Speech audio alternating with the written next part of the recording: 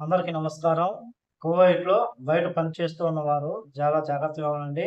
ముఖ్యంగా ఖాదీ వీసా మీద బయట పనిచేస్తున్న వారు చాలా జాగ్రత్తగా ఉండాల్సి ఉంటుంది. ఎందుకంటే మనం ఖాదీ వీసా మీద గృహ కార్మికుల వీసా ఏదైతే ఉందో ఆ యొక్క వీసా మీద చట్టం ప్రకారం మనం బయట పని చేయకూడదు. పని చేస్తే కానీ మనమైతే దొంగగా పని చేసుకోవాల్సి ఉంటుంది. మనమైతే అధికారికంగా కువైట్‌లో పనిచేసేందుకు వీలుండదు. ఇది అందరికీ తెలిసిన విషయమే. ఇటీవల కాలంలో కువైట్ అధికారులు ఒక అధ్యయనం అయితే చేశారు. ఒక సర్వే అయితే చేయడం జరిగింది. కువైట్‌లోని అన్ని రంగాలలో గృహ కార్మికులు ఉన్నారని చెప్పేసి డెలివరీ రంగం కానీ, భవన నిర్మాణం కానీ, టాక్సీ రంగం కానీ, హోటల్ కానీ ఎక్కడ చూసినా సరే గృహ కార్మికులు పనిచేస్తూ ఉన్నారు. ముఖ్యంగా ఎవరైతే ఖాదీ వీసా వారు బయట ఉన్నారో అతి తక్కువ జీతంతో పనిచేస్తూ ఉన్నారు. దీంతో కువైట్ లేబర్ మార్కెట్‌లో ఇబ్బందులు పడుతూ ఉందని చెప్పేసి స్టూడెంట్ వీసా మీద ఎవరైతే కువైట్‌కు వచ్చిన ప్రవాసులు ఉన్నారో వాళ్ళు ఇబ్బందులు ఎదుర్కొంటూ ఉన్నారు.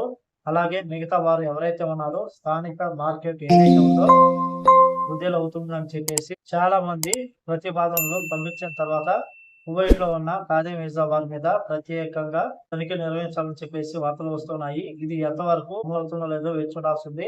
ఎందుకంటే కానీ ఖాదీ వీసా మీద బయట పనిచేసేందుకు చట్టం ప్రకారం ఎటువంటి అనుమతులు ఉండవు. అలాగే ఎవరైతే ఖాదీ వీసా మీద బయట పనిచేస్తూ ఉన్నారో వాళ్ళు ఏదైనా యజమాని దగ్గరికి వెళ్ళినప్పుడు ఆ యొక్క యజమాని జీతం ఇవ్వకపోయినా వీపైన దాడి చేసినా కానీ చట్టం ప్రకారం మనం కేసు పెట్టేందుకు కూడా ఉండదు.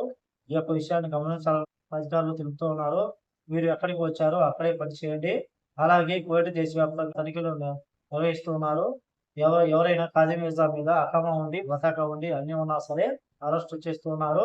ఎందుకంటే గాని బయట పనిచేయడం కువైట్ చట్టాల ప్రకారం నేరం కాబట్టి రాబోయే రోజుల్లో తనిఖీలు నిర్వహిస్తున్న నేపథ్యంలో అందరూ చాలా జాగ్రత్తగా ఉండాలని కోరుకుంటూ, అలాగే మీ యొక్క పరిసర ప్రాంతాలలో, మీ యొక్క ఏరియాలలో తనిఖీలు ఎలా ఉన్నాయో కామెంట్ రూపంలో తెలియజేయాలని కోరుకుంటూ, ఈ వీడియో నచ్చితే లైక్ చేయండి, షేర్ చేయండి, సబ్స్క్రైబ్ చేసుకోండి. నెక్స్ట్ వీడియోలో మళ్ళీ కలుద్దాం. జై హింద్.